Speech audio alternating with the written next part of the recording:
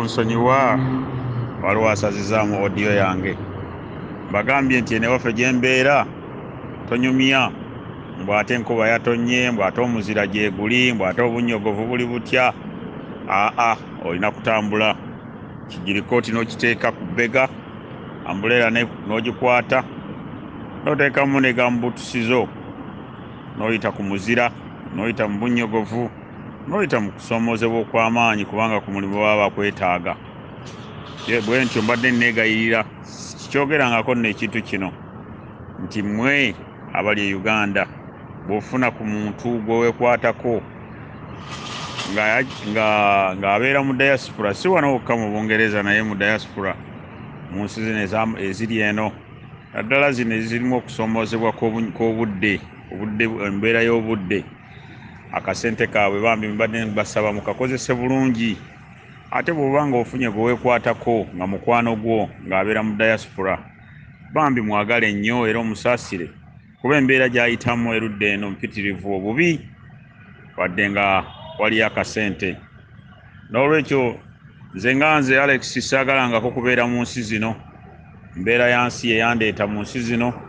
Njagala nnyo okubeera ewaffe, njagala nnyo okugenda mu nnimiro yange ne nnoga omucungwa nga mubisi, ne nnoga omuyembe nga guleeta amasanda, omukyala n'ayunja ettooke nga mulaba n'aliwaata bulungi n'alizzaako nga lya ndagala, si ttooke lino lye tulya eryakaveera, kubanga emmere gye tulya naye tuleetera obulwadde. Tosobola kubeera na mmere ennyama n'ogiteeka mu freezer okumala omwezi mulamba, eba efuuse butwa, naye tugirya olw'embeera y'obudde, twesanga bwesanze nga tugiridde. N'olwekyo mbakubira omulanga mwenna abakolagana n'abantu, oba olina muganda wo, oba olina mwannyoko, oba olina ssengaawo, oba olina mukwano gwo enfira bulago ng'ali mu diaspora ng'abadde akuweereza akasente, obeeko ky'omukolera, bambi kimukolere, wakiriryako akatono naye nga omukoledde, olw'ensonga nti embeera gy'ayitamu mbi nnyo.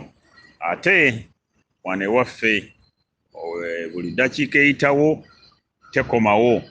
N'olwekyo njagadde okuwa akalowoozo kano ku lunaku olwaleero, akalowoozo kano nga kakulu nnyo eri mmwe abali e Uganda nammwe abali mu diaspora, nti bannammwe abali mu diaspora mubalumirirwe kubanga embeera mbi nnyo ey'obudde.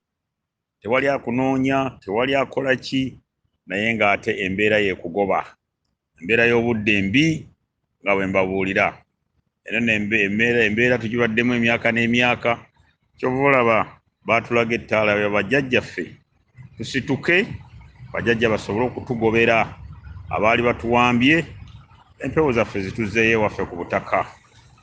Njagala okubeebazaamu ak'ensusso mmwe abasomesa eby'ekikugu wano, abasomesa eby'ekikugu wano ku mukutu guno oba mu kisinde kyaffe kinaabageetudde Busujja, mwebale nnyo, mwebalire ddala. Ate naffe nammwe be basomesa nammwe mwebale kuwulirizanga, era kyemmanyi ne mujjamu. Waliwo ebintu bingi nnyo bye mubadde temumanyi bye muyigidde wano. Waliwo amawulire agajja nga tewali muntu mulala ayinza kugabawo okuggyako ffe nga ffe tugabawadde wano mu kisinde kino. N'olwekyo bw'obeera mu kisinde kinaabageetudde Busujja tolina kyosalwa. Emikutu gyaffe, ekisinde kyaffe nga bwe nabagamba nti ekisinde kyaffe kifuuse ekiganzi mu nsi yonna olw'emikutu emingi gye tugguddewo, era nga bangi nnyo bagigoberera, ate nga bangi nnyo batweyunira, bangi nnyo bagyettanidde olw'okumanyanga ebituufu ebiriyo. Kino kyakusoomooza kw'amaanyi eri mmwe era mbasongamu olunwe, mmwe abali ku kasolya k'ekika ky'engeye mmwe be-executive abeewaŋŋamya mu ntebe, kubanga ono jjajjaffe Kassujja Kyesimba ow'omunaana Shiba Kakande talina gwe yali alonze. Mwewaŋŋamya mu ntebe, tewali gwe yali alonze, n'oyo mukama wammwe yennyini Gatruba tebabalondanga, mwewaŋŋamya mu ntebe. Temulina kye mwali mukoze. Ekika ekiramba ne kitaba na website, ekika ekiramba ne kitaba na Twitter account, ekika ekiramba ne kitaba na Instagram, ekika ekiramba kirina ka Facebook kalinga omutego, tebalina update information gye bateekako. Mwenna yali alonze ono bamuyita Mulasa, Julius Mulasa gwe yali alonze okubeera ku lukiiko luno, naye ne Julius Mulasa ebintu byakola tebikyakwatagana. Ebintu byakola Julius Mulasa tebikyakwatagana. Byamatankane ng'empale z'oyo musajja Minaani, byamatankane kubanga mujjukira Julius Mulasa y'omu ku abo abaali batugamba mbu temugeza ne mugenda e Busujja. Yamala okukwata ekyoja mu miro, kati ayogeza bitege. Kyova olaba twamunaabira mu maaso wano ne tumugobako. Tumugoba mu kisinde kyaffe wano kubanga tufe abaagera ebitakwatagana tubafuumuulako.